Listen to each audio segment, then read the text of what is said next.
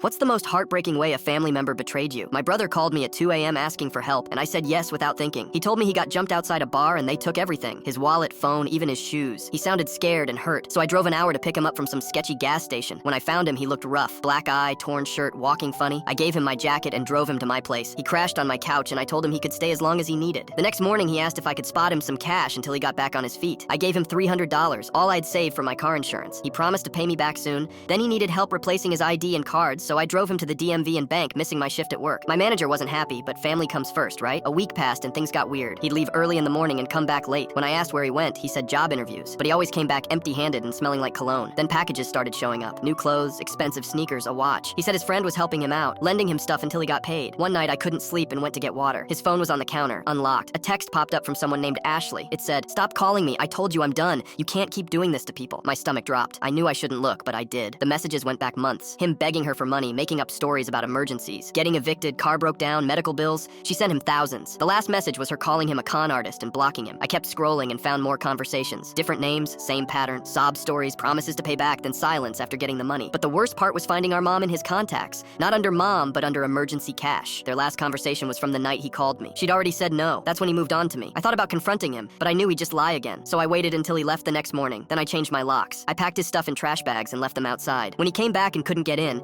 he started banging on the door, yelling about his things. I called through the door that I knew about Ashley and the others. The banging stopped. He tried to guilt me, said I was abandoning him when he needed help most. That blood was supposed to mean something, but I didn't open the door. After an hour, he finally left. That night, I checked my bank account and noticed something I'd missed before. Small charges here and there while he stayed with me. Coffee shops, gas stations, online stores. He'd been using my card info the whole time. Another $300 gone. I reported the fraud and changed all my cards. Then I called our mom. She wasn't surprised. Turns out he'd been doing this for years, moving from relative to relative, burning bridges everywhere. She'd stopped answering his calls 6 months ago. He texted me yesterday from a new number. Another emergency, another story. His car broke down in another state and he just needed bus money to get home. I deleted it without reading the rest. Some people break your trust. Others make a living from it. I learned the difference the hard way.